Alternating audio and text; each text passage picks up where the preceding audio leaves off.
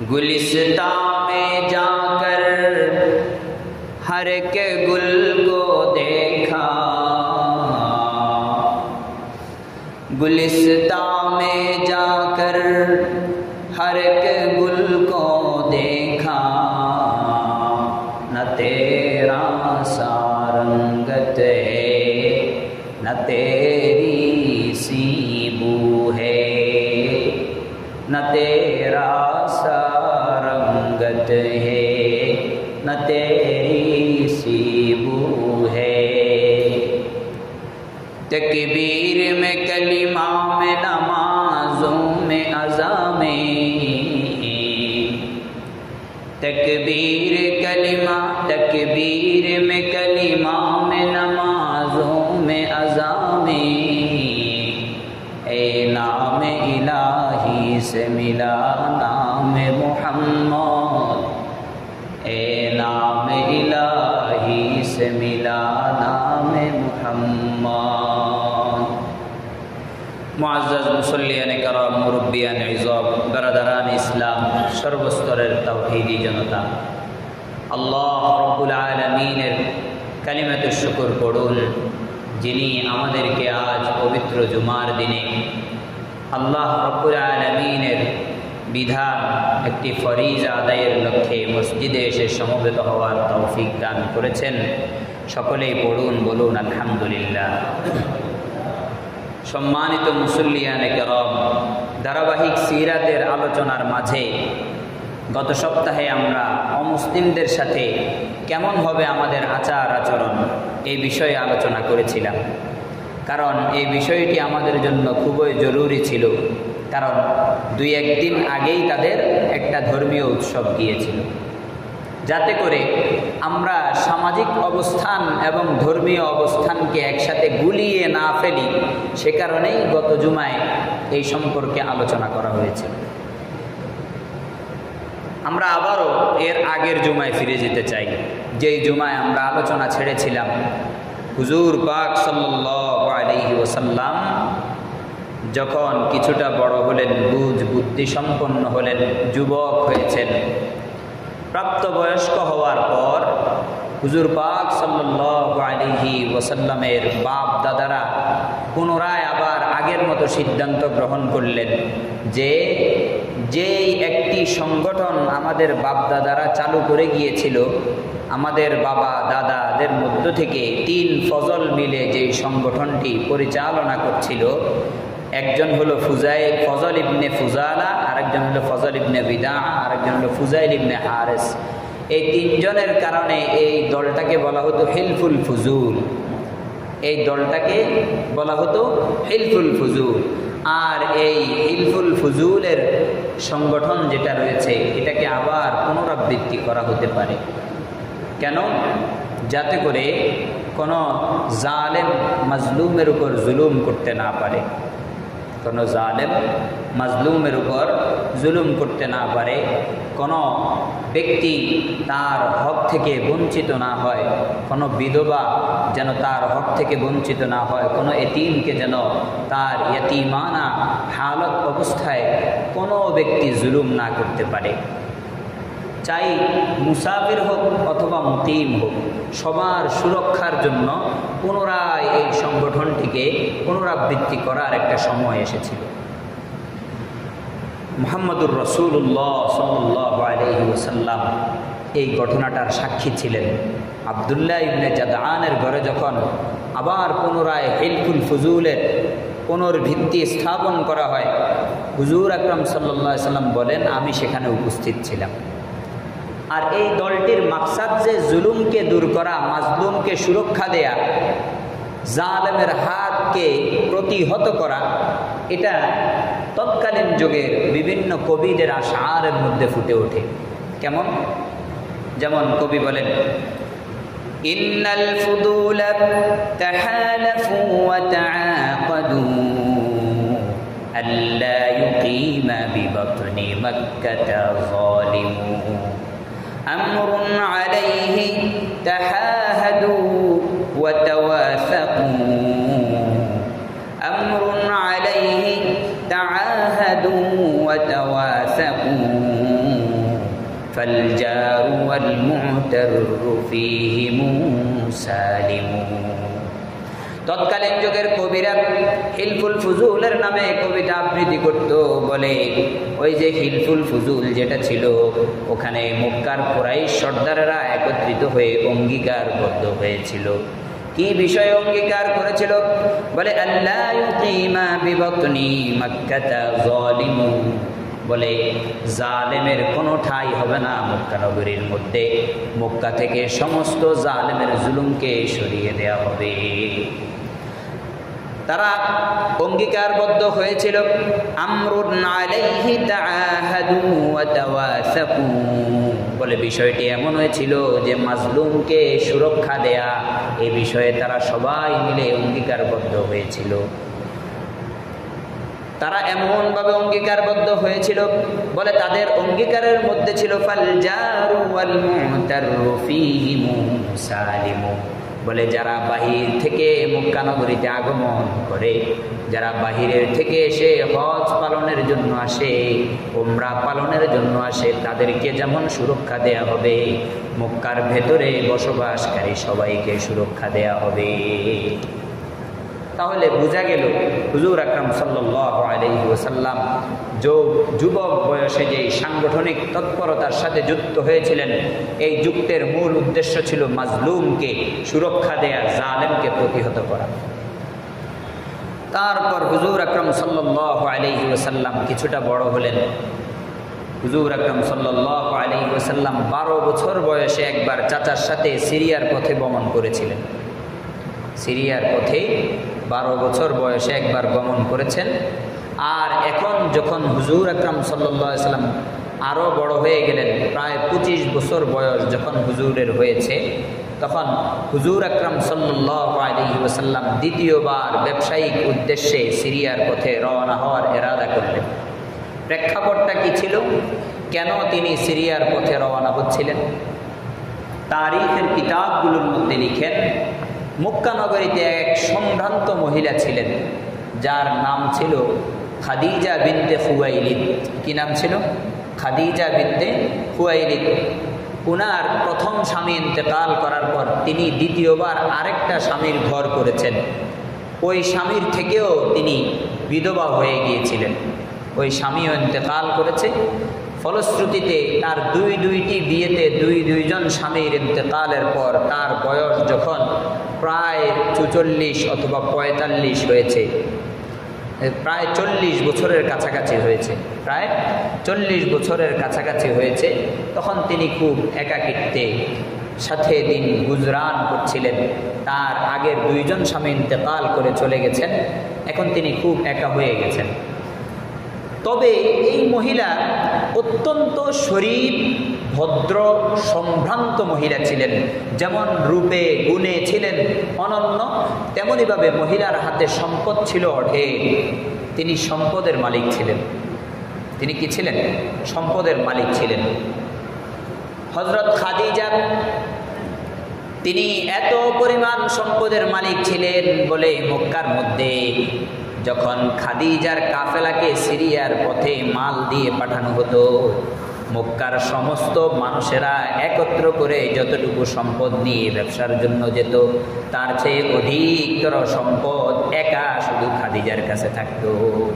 ব্যবসার জন্য যে মালগুলো সিরিয়ায় তারা পাঠাতো, ওই সিরিয়ার ব্যবসায়িক মালের মধ্যে মক্কার সমস্ত মানুষ মিলে যেই পরিমাণ মাল নিত ব্যবসার জন্য, একা খাদিজার কাছে এত বেশি সম্পদ ছিল যে তাদের সবার তুলনায় খাদিজার সম্পদ বেশি হতো ব্যবসায়িক মাল হিসেবে। এত সম্ভ্রান্ত এবং ধনাঢ্য মহিলা ছিলেন। আল্লাহু আকবার। হযরত খাদিজার অভ্যাস ছিল, খাদিজা যখন কোনো যুবক আমানতদারকে পেত, তখন তাকে নিজের সম্পদ দিয়ে ব্যবসায়িক উদ্দেশ্যে বিভিন্ন জায়গায় পাঠাতো। যেহেতু খাদিজা মহিলা মানুষ ছিল, তার জন্য সফরের কষ্টসাধ্য গ্রহণ করা এটা সম্ভবপর ছিল না, এবং খাদিজার জন্য এটাও সম্ভব ছিল না যে নিজে গিয়ে ব্যবসায়িক কাফেলার সাথে যুক্ত হয়ে নিজে একটা কিছু করবে। পুরুষ কোনো অভিভাবক ছিল না, যার ফলে মক্কার মধ্যে যত যুবক যারা ব্যবসায়ের সাথে জড়িত ছিল, যে সমস্ত যুবকদের উপর তিনি বিশ্বাস স্থাপন করতে পারতেন, তাদেরকে বলতেন, ধরো তুমি আমার সম্পদ নিয়ে ব্যবসা করো মুজারাবা সিস্টেমে, অর্থাৎ সম্পদ আমি দিব, পুঁজি আমি দিব, তুমি ব্যবসা করবে, লাভ্যাংশের মধ্যে তোমারও লাভ থাকবে, আমারও লাভ থাকবে। লাভ্যাংশের মধ্যে দুস্থ যারা আছে, যারা একনিষ্ঠভাবে ব্যবসা করতে চায় তবে মাল সম্পদের জন্য পারে না, এই সমস্ত যুবক এবং নওজওয়ানদেরকে তিনি তার সম্পদগুলো দিতেন, দিয়ে ব্যবসায়িক উদ্দেশ্যে পাঠাতেন। যেহেতু নবী করিম সাল্লাল্লাহু আলাইহি ওয়াসাল্লাম মক্কা নগরীতে একজন বিশ্বস্ত ব্যক্তি ছিলেন, একবারে যৌবন থেকে নিয়ে বার্ধক্য পর্যন্ত, নবুয়তের আগ পর্যন্ত মানুষ তাকে আমিন এবং সাদিক নামে পরিচিত হিসেবে চিনতেন। নবী করিম সাল্লাল্লাহু আলাইহি ওয়াসাল্লামকে প্রত্যেকটি মানুষ মনে প্রাণে বিশ্বাস করতেন।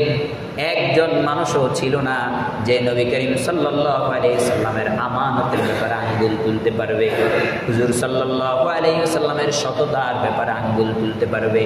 মক্কার মধ্যে বাচ্চা থেকে বুড়া পর্যন্ত সকল বয়সের সমস্ত শ্রেণী পেশার মানুষগুলো নবী করিম সাল্লাল্লাহু আলাইহি ওয়াসাল্লামকে এক নামে জানতেন সত্যবাদী, আরেক নামে জানতেন বিশ্বাসী। এমন ছিল নবী করিম সাল্লাল্লাহু আলাইহি ওয়াসাল্লামের অবস্থা।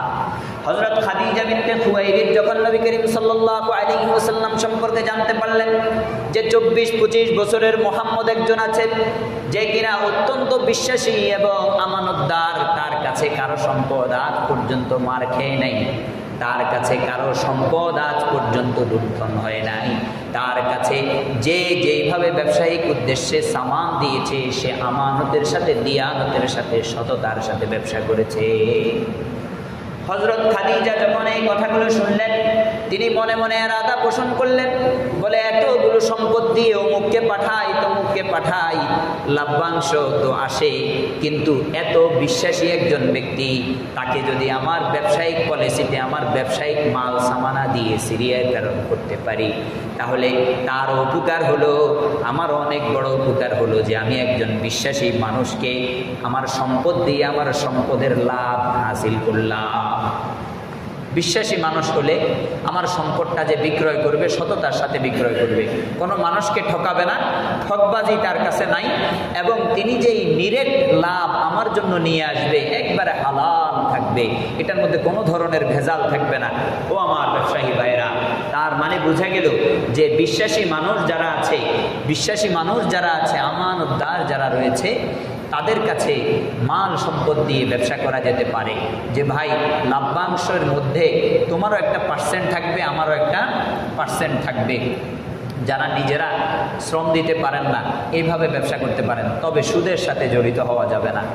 আল্লাহ আমাদের সবাইকে ক্ষমা করুন। সুদে টাকা লাগাবেন না। ও আমার প্রিয় ভাইয়েরা, 100 টাকায় আপনাকে 1 টাকা করে সুদ দিবে, এই আশায় আপনি একজন গরিবের গলা টিপে ধরেছেন। কি দরকার ছিল? আপনি বরং আপনার যদি এতই ইন্টারেস্ট চাই হয়, তাহলে প্রতি 100 টাকায় 1 টাকা করে ব্যবসায়িক খাতে লাগান, যেখান থেকে আপনার 1 টাকা করে আসবে, যেখান থেকে পার্সেন্টেজের হিসাবে আপনার কাছে টাকা আসবে। 1 লক্ষ টাকা আপনি লাগিয়েছেন, আপনি তার সাথে চুক্তিবদ্ধ হন, ভাই তোমার শ্রম, সে কারণে তোমাকেও একটা পার্সেন্টেজ দিব, তবে আমারও একটা পার্সেন্টেজ থাকবে। আমি যে টাকা লাগাইছি এই টাকার প্রতি মাসে এই টাকা থেকে যা লাভ আসে, যদি 2000 আসে তো 2000-এর মধ্যে তোমার 40%, আমার 60%, অথবা তোমার 50%, আমার 50%, এভাবে চুক্তি করেন। এভাবে এটা হালাল, এটাতে কোনো ধরনের কোনো ভেজাল নাই। সে ব্যবসা করবে, লাভের হিসাব রাখবে, ক্ষতির হিসাবগুলোও রাখবে। বুঝে আসছে না? ওইভাবে বলে যে না, এভাবে দিলে তো মানুষ টাকা মেরে দেয়। বুঝে আসছে? আপনি রিস্কও নেবেন না। আপনি চান আপনি শুয়ে থাকবেন, আর শুয়ে থাকার পর আপনাকে এনে এনে আপনার মুখের মধ্যে উঠিয়ে দিবে, এটা তো ইসলাম আপনার জন্য জায়েজ করে নাই। সুদের টাকা তো বসে বসে পাওয়া যায়। বুঝে আসছে?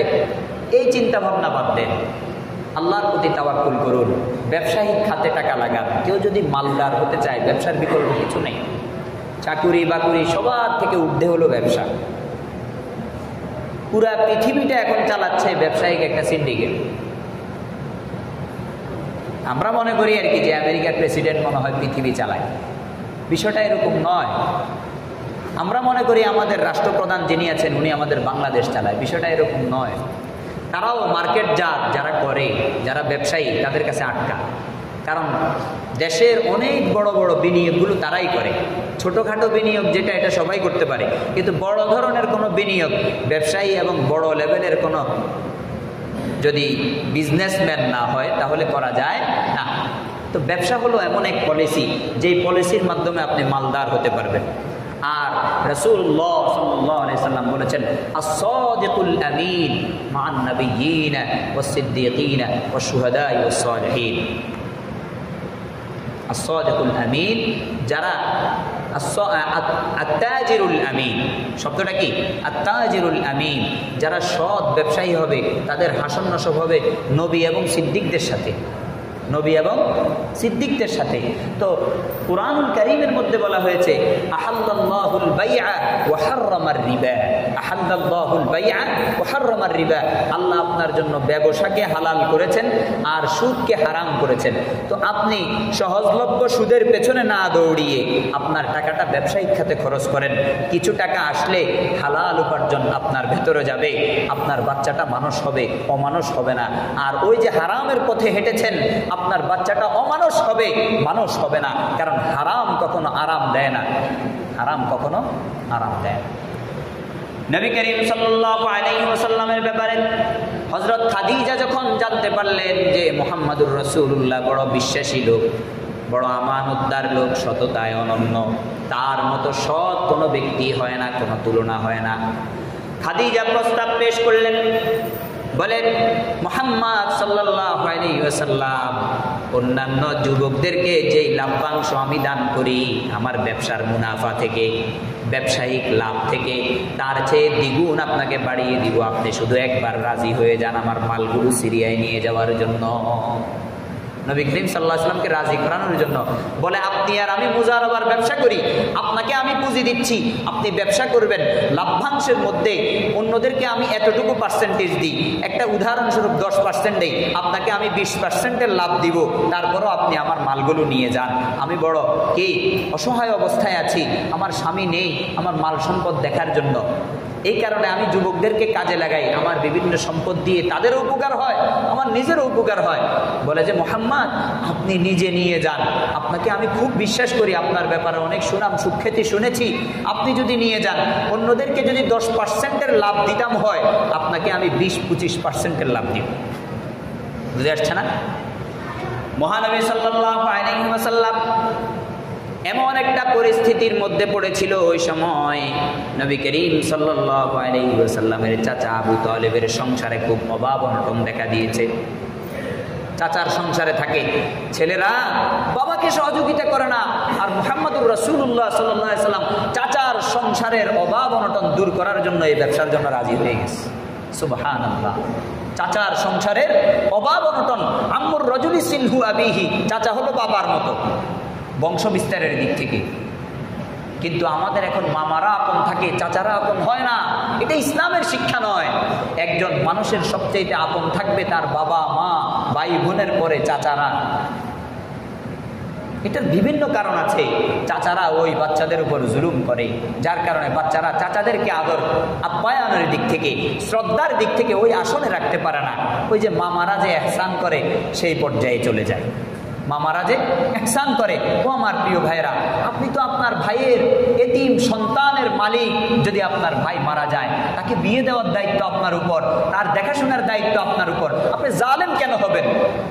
আপনি জালেম কেন হবেন? আপনি জালেম না হয়ে দেখেন না, আপনার ভাতিজার সাথে ভালো ব্যবহার করেন না, আপনার ভাতিজিটাকে বিয়ের ব্যবস্থা করেন না, তারপরে দেখেন বাবার মতো শ্রদ্ধা ওরা দেয় না, দেয় না, দিবে না, দিবে না, বলেন। তাহলে বুঝে গেল চাচারা আপন। হুজুর আকরাম সাল্লাল্লাহু আলাইহি ওয়াসাল্লামের আব্বা ছিলেন না, আম্মা ছিলেন না, কিন্তু চাচার জন্য ব্যবসায়িক খাতে যাইতে রাজি হয়ে গেলেন। কারণ আবু তালেবের সংসারে তখন খুব টানাপোড়েন চলছিল। সুবহানাল্লাহ। আর হুজুরের ব্যবসা কেমন ছিল জানেন? হুজুরের আমানতদারি কেমন ছিল? আল্লাহু আকবার। আব্দুল্লাহ ইবনে হামসা তিনি বলেন, জাহিলি জামানায় মুহাম্মদুর রাসূলুল্লাহ সাল্লাল্লাহু আলাইহি ওয়াসাল্লামের সাথে আমার ব্যবসায়িক চুক্তি ছিল। আব্দুল্লাহ ইবনে হামসা বলেন, আমি একবার মুহাম্মদুর রাসূলুল্লাহ সাল্লাল্লাহু আলাইহি ওয়াসাল্লামের সাথে একটা চুক্তিবদ্ধ হয়েছিলাম। ওই চুক্তির মধ্যে মুহাম্মদকে আমার কিছু দেয়ার ছিল, কিন্তু আমি মুহাম্মাদের সাথে কথা বলতে বলতে আমার বাড়ির দরজা পর্যন্ত চলে আসলাম, অথবা একটা স্থান পর্যন্ত আসলাম।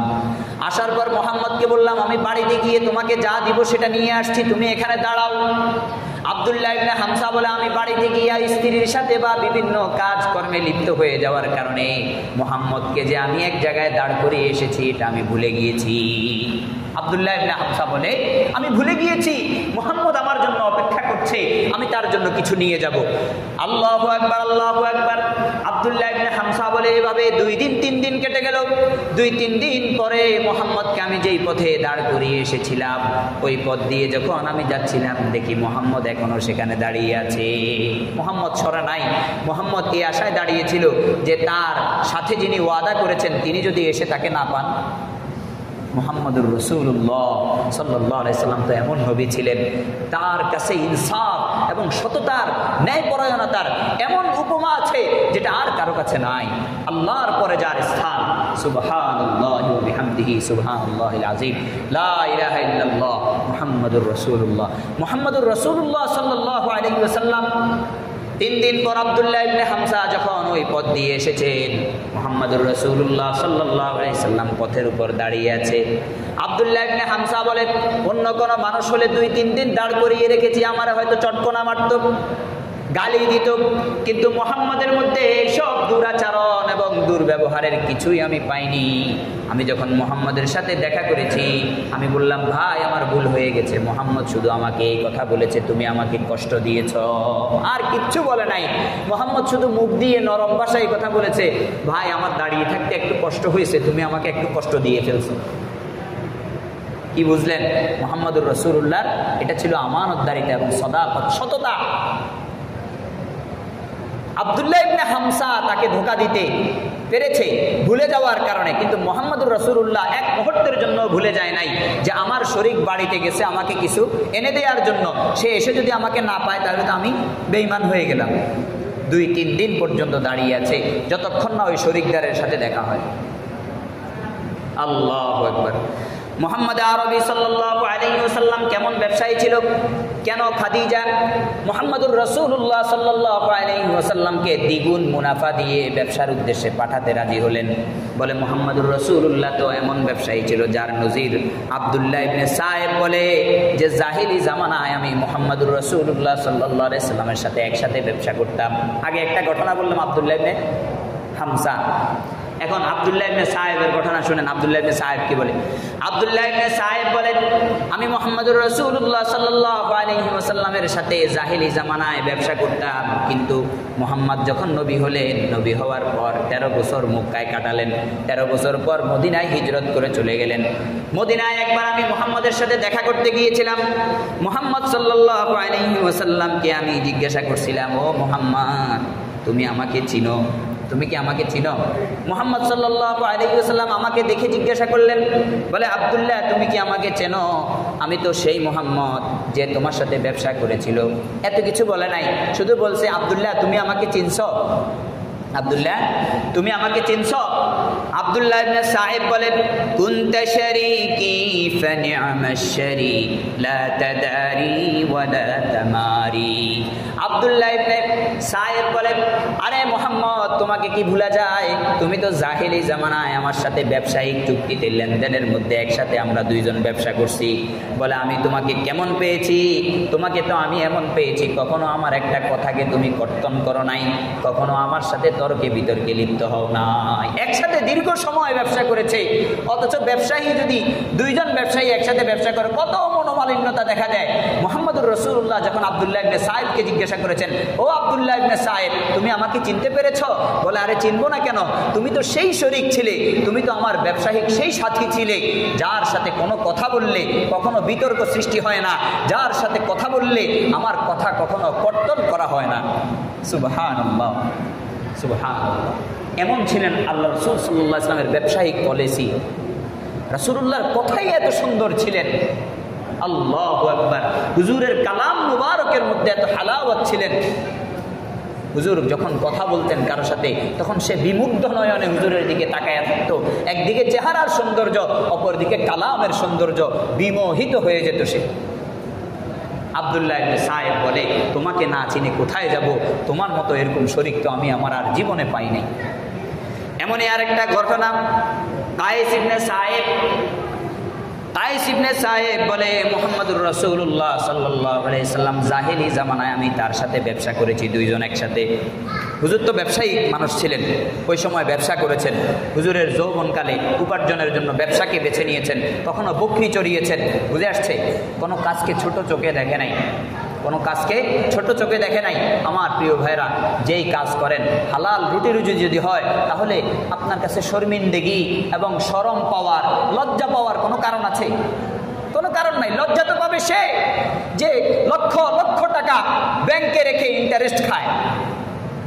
লজ্জা তো পাবে সে যে লক্ষ লক্ষ টাকা মানুষদেরকে সুদভিত্তিক অর্থনীতির মধ্যে ব্যয় করে একবারে পর্যায়ক্রমে মাসে মাসে সুদ খায়। যার পরিবার দেউলিয়া হয়ে আছে, আপনি জানেন না তার পরিবারের অবস্থা কেমন। এই সুদের টাকায় যখন তার পরিবার চলে, তার না সন্তান মানুষ হতে চায়, না তার ভিতরে শান্তি থাকে, তার ভিতরে থাকে শুধু কি যেন পেলাম না, এই একটা আফসোস সারা জীবন থেকে যায়। আর যে ব্যবসা করছে, পরিশ্রম করছে, 2 টাকা হোক না, 10 টাকা আসলো না, সমস্যা কোথায়? এই 2 টাকা হালাল কামাই, তার মনে একটা আত্মতৃপ্তি থাকে। রাত্রে যখন ঘুমায়, তার ঘুম আসতে 2-3 মিনিট লাগে। আর ওই সুদভিত্তিক অর্থনীতির সাথে যেই ব্যক্তি জড়িয়েছে, তার ঘুম আসতে লাগে 2 ঘন্টা। এরপরে আবার ঘুমের ওষুধ খাইতে হয়, ঘুমের ওষুধ খাইতে হয়। রাসূলুল্লাহ সাল্লাল্লাহু আলাইহি ওয়াসাল্লামের শরীক কায়েস ইবনে সায়েব বলে মুহাম্মদুর রাসূলুল্লাহ সাল্লাল্লাহু আলাইহি সাল্লামের সাথে আমি ব্যবসা করেছি। বলে তিনি কেমন ছিল শোনো, কানা খায়রু শারীকিন লা ইয়ামারি ওয়া লা ইউশারি। বলে তিনি সর্বোত্তম একজন শরীকদার ব্যবসায়ী ছিলেন, যিনি কখনো আমার সাথে তর্ক বিতর্কে লিপ্ত হয় নাই, আমার সাথে কোনো ধরনের বিতর্কে যায় নাই। এই কারণে হুজুর আকরাম সাল্লাল্লাহু আলাইহি সাল্লামের মধ্যে এই ধরনের বৈশিষ্ট্যগুলো থাকার কারণে খাদিজাতুল কুবরা রাদিয়াল্লাহু তাআলা আনহা, তিনি জাহেলি জামানায় মুহাম্মদুর রাসূলুল্লাহর নবুয়তের আগে তাকে ব্যবসায়ের জন্য চুজ করেছেন, নির্বাচন করেছেন। মুহাম্মদুর রাসূলুল্লাহ সাল্লাল্লাহু আলাইহি ওয়াসাল্লামকে বলেছেন, হে মুহাম্মদ, আপনি যদি আমার ব্যবসায়িক মালগুলো নিয়ে যান, ব্যবসায়িক কাফেলায় যত লাভ হবে, অন্যদেরকে যদি 1% দেই, আপনাকে 2% দিব, ডবল বাড়িয়ে দিব, তাও আপনি রাজি হয়ে যান। এদিকে মুহাম্মদুর রাসূলুল্লাহ সাল্লাল্লাহু আলাইহি ওয়াসাল্লামের চাচার পরিবারে অভাব অনটন দেখা দিয়েছে। মুহাম্মদ সাল্লাল্লাহু আলাইহি ওয়াসাল্লাম রাজি হয়ে গেছে, ব্যবসায়িক উদ্দেশ্যে খাদিজার মাল নিয়ে সিরিয়ার দিকে রওনা হয়ে গেছে। খাদিজার সাথে কথোপকথন হয়েছে তার একটা গোলামের মাধ্যমে, যার নাম ছিল মাইসারা। কি নাম ছিল? খাদিজার সাথে কথোপকথন নেই যে আদান প্রদান, কথার আদান প্রদান হয়েছে মাইসারার মাধ্যমে। তার একজন গোলাম ছিল, ব্যক্তিগত গোলাম। কার? হযরত খাদিজার। মুহাম্মদুর রাসূলুল্লাহ সাল্লাল্লাহু আলাইহি ওয়াসাল্লামের জন্য খাদিজা মাইসারাকে প্রেরণ করে দিলেন। বলে, যাও, বড় শরীফ ব্যক্তি, যাতে কোনো ধরনের কোনো কষ্ট না পায়, তার খেদমতে যেন কোনো ধরনের কোনো ত্রুটি না হয়। দেখেন অন্যজন মানুষের সম্মান কোথায়, আর মুহাম্মদুর রাসূলুল্লাহর সম্মান কোথায়। ওই দেখো, আমি যে তাকে পেয়েছি, এটা আমার ভাগ্য। ও মাইসারা, তুমি তার সফর সঙ্গী হয়ে যাও, তার যাতে কোনো জায়গায় কোনো কষ্ট না হয়। নিজের গোলাম, যেটা খেদমতের গোলাম ছিল মাইসারা, হযরত খাদিজা বলে, আমার খেদমত লাগবে না, যে কয়দিন মুহাম্মদ ব্যবসায়িক কাফেলায় থাকে, ওই কয়দিন তুমি মুহাম্মদের খেদমত করো, তুমি তার সাথে যাও। সুবহানাল্লাহ। ওই মাইসারা, আল্লাহু আকবার। নবী করিম সাল্লাল্লাহু আলাইহি ওয়াসাল্লাম খাদিজার গোলাম মাইসারাকে সাথে নিয়ে মুহাম্মদুর রাসূলুল্লাহ সাল্লাল্লাহু আলাইহি ওয়াসাল্লাম সিরিয়ার উদ্দেশ্যে রওনা হয়ে গেল। মুহাম্মদ আরবি সাল্লাল্লাহু আলাইহি ওয়াসাল্লাম সিরিয়ার উদ্দেশ্যে যখন রওনা হলো, বুসরা শহর, ওই যে আগে যেখানে রাহেব রাসূলুল্লাহ সাল্লাল্লাহু আলাইহি ওয়াসাল্লামকে দেখে বলেছিল ইনি নবী হবেন, আবার ওই বুসরার ওই পথ দিয়ে কিছুটা দূরে গিয়ে, খুব কাছে সন্নিকটে সিরিয়ার পথে যখন গিয়ে অবস্থান করছিলেন, মুহাম্মদ আরবি সাল্লাল্লাহু আলাইহি ওয়াসাল্লাম সেখানে একটি গাছ, একটি বৃক্ষ, ওই বৃক্ষের ছায়াতলে বসেছিলেন আরামের জন্য, বিশ্রামের জন্য। এমত অবস্থায় মুহাম্মদুর রাসূলুল্লাহ সাল্লাল্লাহু আলাইহি ওয়াসাল্লামকে দেখে একজন পাদ্রী আসলেন। যেই পাদ্রিটির নাম ছিল নাস্তুরা। কি নাম ছিল? নাস্তুরা। ওই নাস্তুরা পাদ্রি এসে মাইসারার সাথে কথা বলেছে। বলে, ও মাইসারা, ইনি কে? বলে, ইনি তো অমুক অমুক। বলে, এই যে তার চোখের মধ্যে একটা লালিমা আছে, এটা কি সব সময় থাকেনি? মাইসারা বলে, এটা তো সব সময় থাকে। নাস্তুরা বলে, আল্লাহর কসম, আল্লাহর কসম, হুয়া হুয়া ওয়া হুয়া নাবিয়্যুন ওয়া হুয়া আখিরুল আম্বিয়া। বলে, ইনি হলেন তিনি যিনি হবেন শেষ নবী। ইনি হলেন তিনি যিনি হবেন শেষ নবী। মাইসারা বলেন, আমি নাস্তুরার মুখে এই কথাগুলো শুনছিলাম। মাইসারা হযরত খাদিজার কাছে এসে এগুলো বর্ণনা করেছেন পরবর্তীতে। নাস্তুরা বলেন, আজ পর্যন্ত এই গাছের নিচে নবীরা ছাড়া আর কেউ বিশ্রামের জন্য অপেক্ষা করে নাই, নবীরা ছাড়া কেউ বিশ্রামের জন্য বসে নাই। তার মানে হলো শেষ নবী যিনি হবেন, তুমি যাকে নিয়ে সিরিয়ার পথে যাচ্ছ তিনি শেষ নবী হবে। আল্লাহু আকবার। এইদিকে নাস্তুরা নামক ওই পাদ্রী মাইসারাকে রাসূলুল্লাহ সাল্লাল্লাহু আলাইহি ওয়াসাল্লামের শেষ নবী হওয়ার ব্যাপারে সুসংবাদ দেয়। এইদিকে সিরিয়ায় যখন তিনি গিয়েছেন, বেচা কিনা চলছিল। মুহাম্মদুর রাসূলুল্লাহ সাল্লাল্লাহু আলাইহি ওয়াসাল্লামের উপর একজন ব্যক্তি বিশ্বাসের জন্য তাকে বলছে, ব্যবসায়িক কাফেলায় যখন আমরা বলি যে দুধটা তো এক নাম্বার, বা আল্লাহর কসম খাইয়া কও এক নাম্বার কিনা, আল্লাহর কসম খাইয়া কও এক নাম্বার কিনা। হুজুর সাল্লাল্লাহু আলাইহি ওয়াসাল্লামের সাথে ব্যবসায়িক উদ্দেশ্যে সেখানে একজন ব্যক্তির একটু কথোপকথন হচ্ছিল। তর্ক না, কি কথোপকথন। তো বিশ্বাসের জন্য, কনফিডেন্সের জন্য ওই লোকটা মুহাম্মদুর রাসূলুল্লাহকে তো চেনে না, বলে যে, আচ্ছা ঠিক আছে, তাজের এ ব্যবসায়ী, আপনি কি করেন তাহলে ওই লাত এবং উজ্জার কসম খান। যদি এটা করেন, আপনি মক্কা থেকে আসছেন তো, ওখানে তো লাত উজ্জার পূজা হয়, আপনি যদি এটার কসম খান তাহলে আমি বুঝে নিব আপনি সত্য বলেছেন। মুহাম্মদ আরবি সাল্লাল্লাহু আলাইহি ওয়াসাল্লাম বললেন, বলে, আমি আমার জীবনে এই 25 বছরের জিন্দেগিতে লাত এবং উজ্জার নামে জীবনে কোনোদিন কসম খাই নাই, বরং লাত এবং উজ্জার সামনেও কখনো যাই নাই, লাত এবং উজ্জার সামনেও কখনো যাই নাই। যদি ঘটনাক্রমে আমার চলার পথে লাত এবং উজ্জার কোনো কিছু পড়ে যায়, তাহলে আমি নিচের দিকে তাকিয়ে সুন্দর করে হেঁটে চলে গেছি, তাদের দিকে তাকাই নাই। সুবহানাল্লাহ। নবুয়ত প্রাপ্তির আগে 25 বছর বয়সের অবস্থা। ও আমার যুবক ভাইয়েরা, মন্দিরে গেছি না, দেখছি না মেলা, কি করছি? এটা কি রাসূলুল্লাহর আদর্শ? শুভেচ্ছা জানাই, আবার আমি ফতুয়াবাজি করি যে শুভেচ্ছা বানানো জায়েজ আছে, শুভেচ্ছা জানানো জায়েজ আছে। কেন ভাই? হারামকে হারামের পর্যায়ে রাখেন, নিজের ভুল সংশোধন করেন, নিজের ভুলগুলোকে স্বীকার করার চেষ্টা করেন। একঘেয়েমি করেন না। শরীয়তের সামনে কোনো একঘেয়েমি চলে না। শরীয়তের সামনে, কোরআনের সামনে, হাদিসের সামনে কোনো একঘেয়েমি চলে না। যারা শরীয়ত, কোরআন, হাদিসের সামনে একঘেয়েমি করে, এদের মতো নিকৃষ্টতম আর কেউ নেই। যুক্তিতর্ক দুনিয়ার অন্য মানুষের সাথে দেন, যেখানে শরীয়ত চলে এসেছে, আমি স্যারেন্ডার করলাম, ভুল হয়ে গেছে, মাপ চাই আল্লাহ, বলা কি সহজ না? কিন্তু তর্ক করলে 2টা ঘন্টা খরচ হবে, শেষ অবস্থা এমন হবে, তর্ক বিতর্কে এমন এক জায়গায় আপনি চলে যাবেন যে ঈমান হারানোর অবস্থা। আল্লাহ হেফাজত করুন। রাসূলুল্লাহ সাল্লাল্লাহু আলাইহি ওয়াসাল্লাম বলে, ও আমার ভাই, লাত এবং উজ্জার নামে আমি কসম খেতে পারবো না। এই 25 বছরের জিন্দেগিতে আমি জীবনে তাদের নামে কসমও খাই নাই, তাদের সামনেও যাই নাই। যদি পথের মধ্যে তারা আমার সামনে পড়ে যায়, অর্থাৎ যদি আমার এমন কোনো জায়গায় যেতে হয় যেখানে লাত উজ্জা আছে, সেখান দিয়ে অতিক্রম করতে হয়, তাহলে আমি নিচের দিকে তাকায়া তাকায়া হেঁটেছি।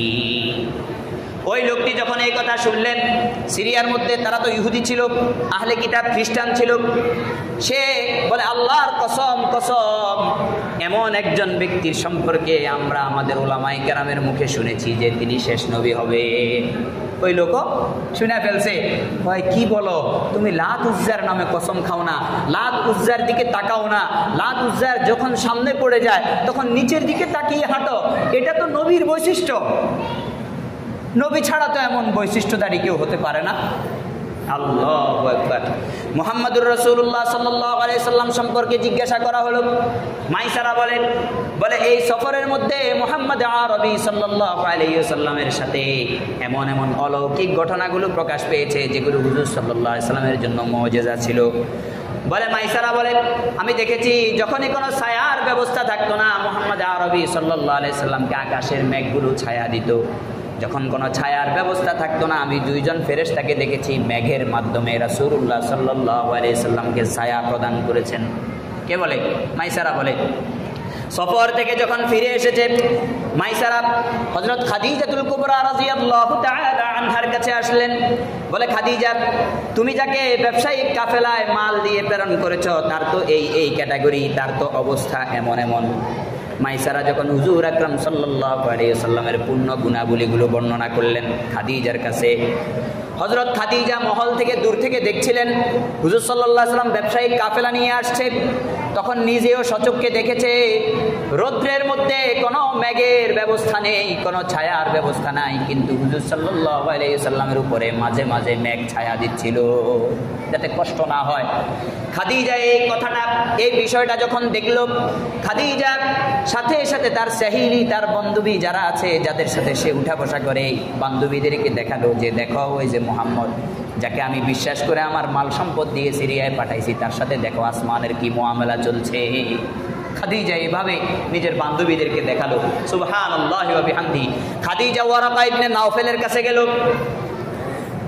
আবু ইসহাকের বর্ণনা, ইবনে ইসহাক বর্ণনা করে হযরত খাদিজা হুজুর সাল্লাল্লাহু আলাইহি ওয়াসাল্লামের সফরের সমস্ত কথাগুলো শুনলেন। শোনার পর এই যে ফেরেশতারা যে মেঘাচ্ছন্ন করে দেয়, হুজুরকে যে মেঘ দিয়ে ছায়া দান করে, এই কথাগুলিও শুনলেন। মাইসারার মুখ থেকে হুজুরের সাথে যত ধরনের অলৌকিক ঘটনা ঘটেছে, নাস্তুরা রাহেব হুজুরকে নবী বলেছে, শুনাইলেন। ওইখানে গিয়ে যখন ব্যবসায়িক তর্কে লিপ্ত হয়েছিল, লাত উজ্জার কসমের যে ঘটনা, এটাও শুনালেন।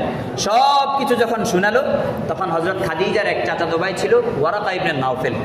এই ওয়ারাকা ইবনে নাওফেলের কাছে হযরত খাদিজা গেলেন। ওই ভাই, ঘটনা তো এমন এমন, আমি একজন ব্যক্তিকে ব্যবসায়িক কাফেলায় পাঠাইছি, তার পরিস্থিতি এমন এমন, তার সাথে এরকম অলৌকিক ঘটনাগুলো ঘটেছে, এবং তিনি যে ব্যবসা করে আসছেন, অন্যান্য সময় আমি যত মাল পাঠাইছি, যত না মানাফে, যত না লাভ হয়েছে, তার চেয়ে দ্বিগুণ হয়েছে এবারের লাভ আর কেউ এনে দিতে পারে নাই, তার অবস্থা এমন। ওয়ারাকা ইবনে নাওফেলের কাছে যখন হযরত খাদিজাতুল কুবরা রাদিয়াল্লাহু তাআলা আনহা এই ঘটনা বর্ণনা করলেন, ওয়ারাকা বলে, তুমি যেগুলো বলছো এগুলো যদি আসলে বাস্তব হয়, তাহলে ইনি হলেন শেষ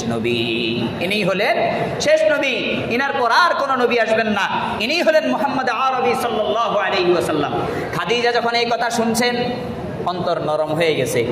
খাদিজা চিন্তা করলো, এই শেষ বয়সে এসে আমার দুইজন স্বামী ইন্তেকাল করেছে, এত বড় একটা ব্যবসায়িক সাম্রাজ্য, আর ইনার মতো লাভ্যাংশ আমাকে কেউ এনে দিতে পারে নাই, আবার ইনি নাকি শেষ নবী হবেন। মনের মধ্যে একটা নরমি সৃষ্টি হয়েছে, নম্রতা সৃষ্টি হয়েছে। এখন এই নম্রতা, আমাদের যুবক যারা আছেন, ও ভাইরা, একজন মানুষের প্রতি নম্রতা সৃষ্টি হতে পারে তার গুণাবলী শুনে, দেখে না, কি বললাম, তার গুণাবলী শুনে নম্রতা সৃষ্টি হতে পারে, কিন্তু সেটার সমাধান হলো বিবাহের প্রস্তাব নিয়ে যাওয়া, প্রেমের প্রস্তাব নয়, ওটা হারাম। হযরত খাদিজা ছিলেন খুব বুদ্ধিমতী মহিলা। মাইসারাকে দিয়ে তিনি বিবাহের জন্য প্রস্তাব পাঠালেন, বলে মুহাম্মদ আরবি সাল্লাল্লাহু আলাইহি ওয়াসাল্লামকে আমার বিবাহের প্রস্তাব দাও। মুহাম্মদুর রাসূলুল্লাহ সাল্লাল্লাহু আলাইহি ওয়াসাল্লাম খাদিজা সম্পর্কে আগে থেকেই জানতেন। তিনিও শুনেছেন যে হযরত খাদিজা যদিও 40 বছর বয়সী একজন মহিলা, কিন্তু তার রূপে গুণে তিনি অনন্য ছিলেন, একজন যুবতী মহিলার মতো ছিলেন, এবং তার বুদ্ধিমত্তা ছিল অনেক বেশি। অনেক বেশি। নবীর হযরত খাদিজার মাধ্যমে নবুয়তি কাজে সহযোগিতা হবে, এটা বানায় দিয়েছেন, এটা লিখে দিয়েছেন কে? আল্লাহ। কে লিখে দিয়েছেন? এই কারণে নবুয়তেরও হুজুর সাল্লাল্লাহু আলাইহি ওয়াসাল্লাম যখন 25 বছর বয়সে, নবুয়তের আরো 15 বছর আগে হযরত খাদিজার সাথে বিয়ে করাইছেন কে? আল্লাহ। কারণ হযরত খাদিজাই এমন ব্যক্তি ছিল যিনি ইসলামের জোয়ার আসার পর সর্বপ্রথম তিনি মুসলমান হয়েছেন, হযরত আবু বকরেরও আগে।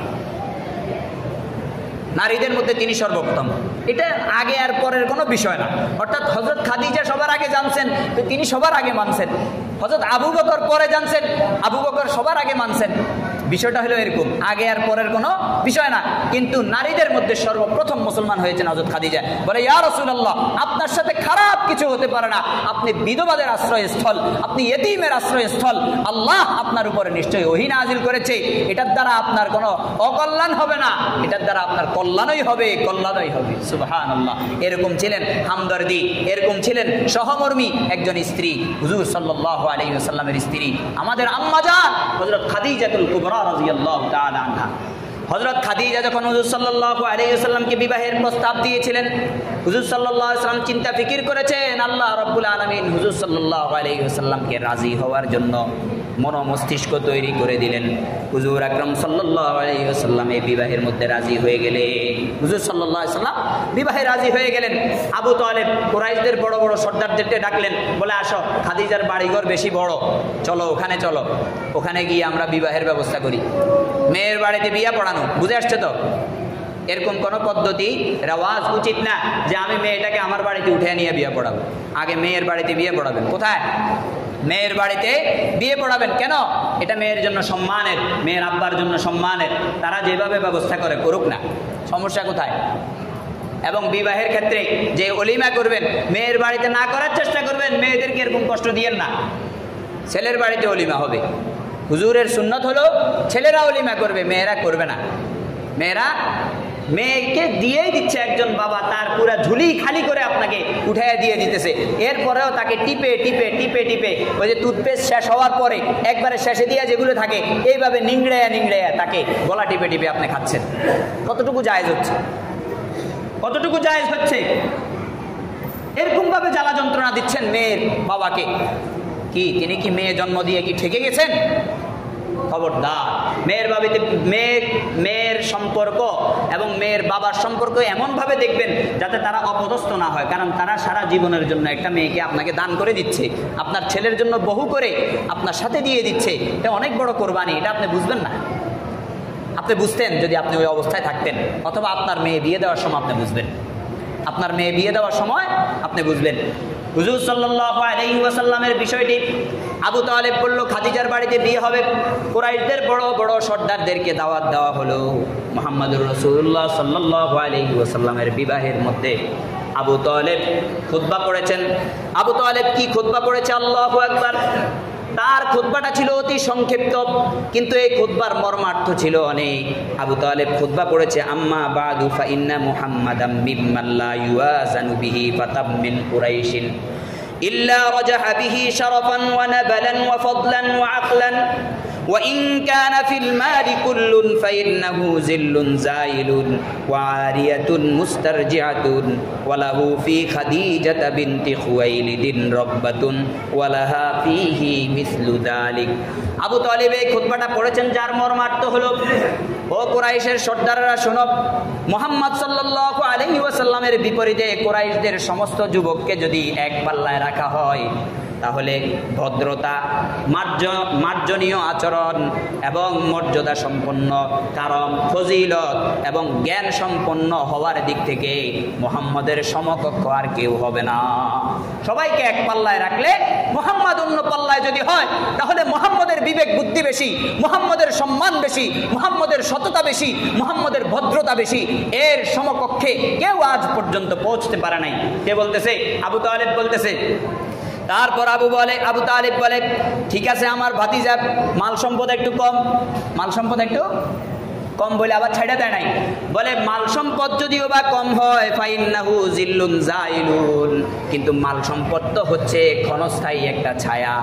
যেই ছায়াটা সকালে যখন সূর্য ওঠে পশ্চিমে ছায়া পড়ে, এই সূর্য আবার যখন ফিরে পশ্চিমে চলে যায় আবার পূব দিকে ছায়া পড়ে। অর্থাৎ সকালের ধনী আবার বিকেলে গরিব হয়ে যায়, গরিব আবার যে বিকেলে গরিব সে আবার সকালে ধনী হয়ে যায়, সকালের ধনী বিকেলে গিয়ে গরিব হয়ে যায়, সকালের গরিব বিকেলে গিয়ে ধনী হয়ে যায়। মালের কোনো ভরসা নেই। আজকে 50 কোটি টাকার মালিক হয়েছেন, আল্লাহ আপনাকে এমন রোগ দিয়েছে 50 কোটি টাকা নেমে চলে গেছে। হতে পারে কি পারে না? এই কারণে আবু তালেব বলে, আরে সম্পদ তো হলো ক্ষণস্থায়ী একটা ছায়া, এই ছায়ার কোনো ভরসা করা যায় না। ওয়া আরিয়াতুন, আর সম্পদ তো হলো উদারি। উদারি আমরা যখন নেই, কারোর থেকে উদার নিলাম, এটা আবার ফিরিয়ে দিতে হয় কিনা? হ্যাঁ। আবু তালেব বলে, মুস্তারজিআতুন, সম্পদ হলো একটা উদারি জিনিস, এই জিনিস আল্লাহ থেকে যে নেয় আবার আল্লাহকে ফিরিয়ে দিতে হয়, রাখা যায় না। সম্পদ এমন এক জিনিস, উদারি জিনিস, মৃত্যুর সাথে সাথে আবার ছেলে মেয়েরে দিয়ে চলে যেতে হয়, ক্ষণস্থায়ী জিনিস, এটার কোনো চিরস্থায়ী আকার নাই। কিন্তু যার মধ্যে ভদ্রতা আছে, যার মধ্যে সততা আছে, তিনি জান্নাত পাবেন, তিনি আল্লাহর কাছেও শ্রেষ্ঠ মর্যাদার অধিকারী হবে। মুহাম্মাদুর রাসূলুল্লাহ সাল্লাল্লাহু আলাইহি ওয়াসাল্লামের ব্যাপারে তারপর আবু তালিব বলে আমার ভাতিজা মুহাম্মদ, তার খাদিজা বিনতে খুয়াইলিদের ব্যাপারে আগ্রহ সৃষ্টি হয়েছে বিবাহের বিষয়ে, এবং খাদিজারও আগ্রহ সৃষ্টি হয়েছে আমার ভাতিজা মুহাম্মদের সাথে বিবাহ বন্ধনে লিপ্ত হওয়ার জন্য, বিবাহ বন্ধনে আবদ্ধ হওয়ার জন্য। এইভাবে যখন হুজুর আকরাম সাল্লাল্লাহু আলাইহি ওয়াসাল্লামের হযরত খাদিজার সাথে বিয়ে হয়ে গেছে, হযরত খাদিজার সাথে এইভাবে বিয়ে হয়ে গেছে। আল্লাহু আকবার। হুজুর সাল্লাল্লাহু আলাইহি সাল্লামের 25 বছর বয়সে হযরত খাদিজার সাথে বিয়ে হয়েছে। আল্লাহু আকবার। হুজুরের সততা এবং হুজুরের গ্রহণযোগ্যতা এত বেশি ছিল, হযরত খাদিজার সাথে বিবাহ বন্ধনে আবদ্ধ হওয়ার পর 25 বছরে আবদ্ধ হয়েছে। 35 বছরে একটা ঘটনা ঘটেছে। এই ঘটনাটা শুনলেই আমরাও বুঝতে পারবো হুজুরকে মানুষ কেমন গ্রহণ করেছেন। কাবা শরীফের নির্মাণ, কাবা শরীফ মোট আজ পর্যন্ত 5 বার নির্মাণ হয়েছে। কয়বার? 5 বার। প্রথমবার হযরত আদম আলাইহিস সালাতু ওয়াস সালাম আল্লাহ রাব্বুল আলামিনের আদেশে নির্মাণ করেছেন। দ্বিতীয়বার নূহ আলাইহিস সালাতু ওয়াস সালামের প্লাবনের কারণে কাবা তছনছ হয়ে গিয়েছে। তারপর আবার হযরত ইব্রাহিম এবং ইসমাঈল আলাইহিস সালাম ওনারা নির্মাণ করেছেন। তৃতীয়বার হুজুর আকরাম সাল্লাল্লাহু আলাইহি ওয়াসাল্লামের বয়স যখন 35 বছর হলো, অর্থাৎ নবুয়ত প্রাপ্তির 5 বছর আগে, আবার তৃতীয়বার কাবা শরীফের দেয়ালগুলো ছিল অনেক নিচু, এবং কাবা শরীফে যারা গিয়েছেন দেখেছেন তলদেশে, পাহাড়ের তলদেশে একটা জায়গা, চতুর্পাশে পাহাড়। যখন বৃষ্টি হয় কাবা শরীফের মধ্যে পানি ঢুকে যায়। এখন যে উঁচা করে কাবা বানানো হয়েছে এটা ছিল না, ওই সময় নিচু কাবা ছিল, কাবার ভেতরে পানি ঢুকে যেত, কাবার দেয়ালগুলো ছিল ছোট ছোট। কুরাইশরা সবাই মিলে যুক্তি পরামর্শ করে কাবা নির্মাণের জন্য একতাবদ্ধ হলেন, কিন্তু আগের কাবাটা যে ভাঙবে তাদের অন্তরে দিচ্ছে না। তারা ডরাইতেছে, না জানি ভাঙলে কার জানি কি সন্তান হারায় না কি হয়, কোনো নাহুসত আসে কিনা, কোনো ধরনের বিপদগ্রস্ত হয় কিনা। সর্বপ্রথম ওয়ালিদ ইবনে মুগীরা সে পাহাড়া মারছে কাবার মধ্যে, মাইরা বলতেছে আল্লাহুম্মা লা তুরিদ ইল্লা বিল খায়র, আল্লাহুম্মা লা তুরিদ ইল্লাল খায়র। তো আল্লাহ আমি শুধু কল্যাণের আশা করছি, আপনি আমারে কোনো বিপদ দিয়েন না। কয় এই একদিন অপেক্ষা করো, সে যে কাবা ভাঙছে তার যদি কোনো বিপদ আসে আমরা আর সামনে আগাবো না। যদি একদিন পরে তার বিপদ না আসে আমরা সবাই মিলে কাবা এটা ভাঙবো, ভেঙে আবার নতুন করে নির্মাণ করব। আল্লাহু আকবার। চিন্তা করেছেন তাদের সততা আমানতদারিতা কেমন ছিল? তারা ছিল মুশরিক, কিন্তু কাবার তাজিম তারা এভাবে করেছেন। এর পরের দিন ভেঙেছে, ভেঙে নির্মাণ করছে। এখন যে হাতিম একটা আছে কাবার মধ্যে, একটা এরিয়া আছে হাতিমে কাবা। কি আছে? ইব্রাহিম আলাইহিস সালাতু ওয়াস সালাম যখন কাবা নির্মাণ করছেন, এই হাতিমে কাবাটাও কাবা শরীফের ভেতরে ছিল। কি ছিল? কাবা শরীফের ভিতরে ছিল। কিন্তু কুরাইশরা তৎকালীন যুগে যখন এই কাবা শরীফের নির্মাণ হবে তখন ওয়াহাব বিন আমর মাখজুমি, ওয়াহাব বিন আমর মাখজুমি হুজুর সাল্লাল্লাহু আলাইহি সাল্লামের নানাজাত বংশের ছিল, নানার বংশের ছিল ওয়াহাব বিন আমর মাখজুমি। তিনি বলেন এই খবরদার কোনো হারাম কামাই যেন এই কাবা শরীফে না ঢুকানো হয়, খবরদার একটা হারাম কামাই যেন এই কাবা শরীফের মধ্যে না দেয় কেউ। দরকার হলে আমরা যতটুকু আমাদের তৌফিক হয় ততটুকু করবো, এর চেয়ে বেশি করবো না। কাবাকে উঁচা করছে, মসজিদ সব নির্মাণ করছে, বাহিরের এই অংশটুকু ঢাকার জন্য তাদের টাকা শর্ট পড়ে গেছে। কি হয়ে গেছে? এই কারণে এই অংশটা আর ঢাকতে পারে নাই, এটাকে মসজিদের ভেতরে নিতে পারে নাই, মসজিদটা একটা ছোট হয়ে গেছে। কিন্তু তারপরেও তাদের উনসিয়াত দেখেন, তাদের চিন্তা ভাবনা দেখেন, তাদের কল্পনা দেখেন, আল্লাহর প্রতি কত স্বচ্ছ ধারণা যে আল্লাহর ঘর নির্মাণ করব, কোনো হারাম টাকা লাগাবো না। আর এখন তো সুদখোরেরা যারা হারামের সাথে আছে, যত বড় সুদখোর তত বেশি বড় দানি, তত বড় দানকারী। হ্যাঁ, হারামের মধ্যে আরাম নাই। আপনি ভাবতেছেন মসজিদ মাদ্রাসায় দিছি তো আমার টাকা মনে হয় হালাল হয়ে যাবে, এত সহজ? হালাল তো কামাই করেন আগে, তারপরে না হালাল হবে। যাই হোক, আনুষঙ্গিক কথা। তো হুজুর সাল্লাল্লাহু আলাইহি সাল্লামের এই আব্বা এবং চাচারা মিলে যখন কাবা শরীফ নির্মাণ করছেন, ওই সময়ের একটা পরিস্থিতি দাঁড়াইছে। হজরে আসওয়াদ ছিল জান্নাতি একটা পাথর, এটা যখন লাগাবে, ধরেন না হজরে আসওয়াদ এখানে লাগাবে, এই জায়গা পর্যন্ত নির্মাণ হয়েছে। এখন হজরে আসওয়াদ লাগানোর বিষয়ে যেহেতু এটা সৌভাগ্যের বিষয়, প্রত্যেক গোত্র চাইতেছে আমরা লাগাবো। পরিস্থিতিটা এমন দাঁড়াইছে সবাই তরবারি নিয়ে বাইর হয়ে গেছে যে আমরা যুদ্ধ করবো, যে টিকবে সে লাগাবে। তো কুরাইশদের মধ্যে একজন খুব বিচক্ষণ ব্যক্তি ছিল, কুরাইশদের মধ্যে একজন খুব বিচক্ষণ ব্যক্তি ছিল। ওই ব্যক্তি বলল, না এমনভাবে চলবে না, এক কাজ করো, আমরা আজকে রাত্রে দেখি, আগামীকাল সকালবেলা মক্কা শরীফের দরজা দিয়ে সর্বপ্রথম যে প্রবেশ করবে সে এটার ফয়সালা দিবে। হুজুর সাল্লাল্লাহু আলাইহি সাল্লাম সকালবেলা সবার আগে প্রবেশ করেছেন। সুবহানাল্লাহি ওয়া বিহামদিহি সুবহানাল্লাহিল আযীম। রাত্রে যারা পাহারা দিছে তারা দেখেই বলে, ইয়া আল্লাহ সাদিক, ইয়া আল্লাহ আমিন, ইনি তো সত্যবাদী, ইনি তো আমানতদার, আমরা তার ফয়সালায় রাজি, আমরা তার ফয়সালায় রাজি। মুহাম্মদুর রাসূলুল্লাহ সাল্লাল্লাহু আলাইহি সাল্লাম প্রত্যেক গোত্র দল থেকে এক একজনকে নির্বাচিত করলেন, বলে আপনারা নিজেরা নির্বাচন করে এক একজন করে পাঠান। একটা চাদর বিছালেন, চাদরের চতুর্পাশে প্রত্যেক গোত্র দলের নির্বাচিত ব্যক্তিকে ধরতে বললেন, বলে ধরেন এবং উঠান। হুজুর সাল্লাল্লাহু আলাইহি সাল্লাম নিজে ওই হজরে আসওয়াদটা নিজের হাতে নিয়ে সেখানে লাগাই দিয়েছে। তো কাবা শরীফের এটা ছিল তৃতীয় নির্মাণ। চতুর্থবার আব্দুল্লাহ ইবনে জুবায়েরের সময় একবার নির্মাণ হয়েছে, পঞ্চমবার হাজ্জাজ বিন ইউসুফের সময় একবার নির্মাণ হয়েছে। এই ছিল 5টা নির্মাণ কাবা শরীফের। তো এই পর্যন্ত হুজুর সাল্লাল্লাহু আলাইহি সাল্লামের নবুয়তের আগের কাহিনীগুলো ছিল। এরপর হুজুর সাল্লাল্লাহু আলাইহি সাল্লাম 40 বছরে কিভাবে নবুয়ত পেলেন, এগুলো তো কোরআন হাদিস যেটা আছে আমাদের সামনে, এটার উপর আমল করা ছাড়া আর কোনো বিকল্প নেই। আল্লাহ রাব্বুল আলামিন আমাদেরকে হুজুর আকরাম সাল্লাল্লাহু আলাইহি সাল্লামের জীবনী বুঝে শুনে আমলে আনার তৌফিক দান করুন। সিরাতুন নবীর উপরে আমাদেরকে ভাবার এবং চিন্তা করার তৌফিক দান করুন। ওমা তৌফিক ইল্লা বিল্লাহ।